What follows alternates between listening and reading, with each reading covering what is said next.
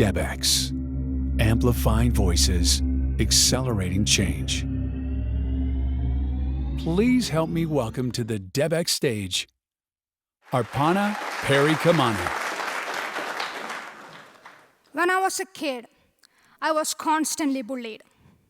No matter what I did, I was judged, analyzed, and criticized. I was called stupid, even though I was a straight A student. If I came second in a race, I was humiliated for not being first. And no matter how much I weighed, I was called fat. I was once alive, full of energy and excitement. But after being the subject of non-stop criticism and critique, I found myself, more often than not, escaping to my room and being sad, depressed, and anxious. I started withdrawing from people and focused on solitary activities like reading books, watching TV, or playing games. I did not want to be around people unless I had to. I was really lonely and in incredible pain, and I had absolutely no idea how to deal with it. The worst part was, even at home, I could not get away. You know why? Because I lived with my bully. That bully was me. Maybe you didn't expect that, but that bully was me. I was my own worst critic and internal bully, whom I could never get away from. I was both the bully and the victim. I was my own self-bully. We all know that bullying is a major crisis in the world. According to a study, 1 in 5 kids are being subjected to bullying in the United States, and 1 in 3 around the world. Adults aren't immune to bullying either. According to a research done by Brandon Gale not so long ago, in 2017, 96% of Americans face bullying at the workplace. If that many people experience bullying from outside, can you imagine how the statistics would look if we include self-bullying? Think about it. It would be like living with someone who criticizes everything you do. You are so fat. You are so ugly. You are so lazy. You are so dumb. You are so stupid. Why are you like this? Why are you not like her? Why are you not like them? Why? That's how it would look if you have a self-bully. Can you relate to that? Have you ever said something so mean to yourself? Maybe something that's not so kind? For me, after every holiday season, my bully calls me fat and ugly.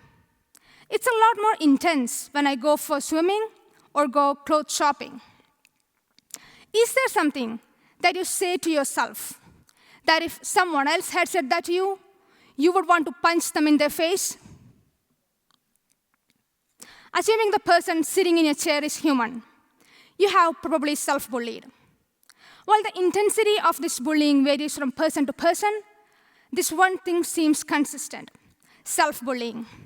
It is inescapable, especially when we live in a society where there are standards and rewards and punishments for following and not following these standards. When we walk around punishing ourselves, we really do not grow in life. It's like driving with parking brakes on, and I'm pretty sure most of us here know how that feels. It's a complete drag. Take a look. When was the last time you bullied yourself? A month ago? A week ago? Yesterday? Or right before walking in? How did that feel? I'm pretty sure it wasn't pleasant. You may not even realize how toxic this self-bullying is for you. This self-bullying can lead to anxiety, depression, substance abuse, health conditions, and even suicide. Now some of you might be thinking, oh yeah, I can see it now, but how do I stop it? If that's what you're thinking, then you may not really like what I'm about to say. We cannot stop it. But that doesn't mean we cannot go beyond it. So, a couple of months ago, when we started doing our social distancing practice, I was loading myself with a lot of junk food. One day, I was getting ready to go out, And I looked at myself for one last time in the mirror to just make sure that I looked pretty. And I heard my bully's voice. Guess what my bully said? You guessed it. You look really fat and ugly. Usually when I hear such a voice, I immediately change my clothes into something that my bully approves of. But that day, something was different. Was I humiliated by my bully? Of course I was. But do I have to listen to everything my bully voice says? No. So instead of tearing through my closet to find my next outfit, I thought for a moment. And I said, thank you. I said thank you to my bully. And I looked at what I can do to make myself feel better and be confident. So I picked my nicest shoes, spent more time on my hair, and I complimented myself for my shoes and my hair. And I grabbed my keys and wallet, and I left my apartment. I felt great because I figured a way to conquer my bully.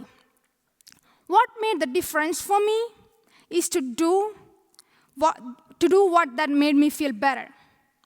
I also discovered how powerful it is to compliment myself, even when my bully was coming at me. Once I was able to do it, I was able to relax, enjoy my day, and be happy.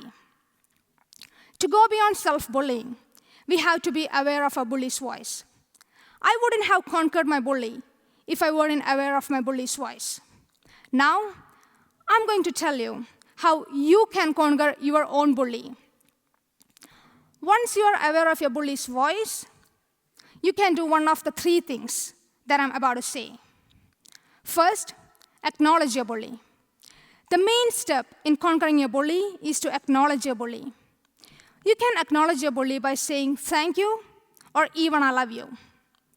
It might sound a little awkward at first, but trust me, it would feel natural and normal with time. Second, insert more compassion. Be kind to yourself. I know, it's easier said than done. The best way to do it is to treat yourself the way you would treat your favorite person in that situation. If your favorite person is struggling, you wouldn't be mean to them. You would find something to say that would make them feel better. You might even compliment them. You can compliment yourself for your shoes, your dress, your hair, for reading a book. You can compliment yourself even for crossing off the to-do list items. Third, after accepting your bully, look at what you can do about it.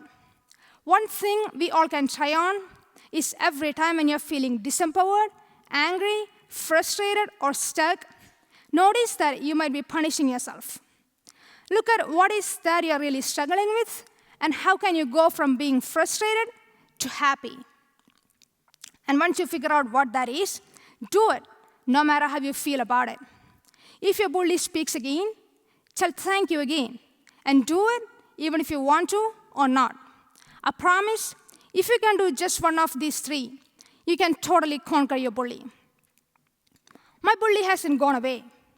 Actually, my bully did not want me to apply to this program because I'm not good enough. My bully did not want me to get up on the stage because I'm not smart enough. My bully said, I was not going to get a standing ovation, but thank you.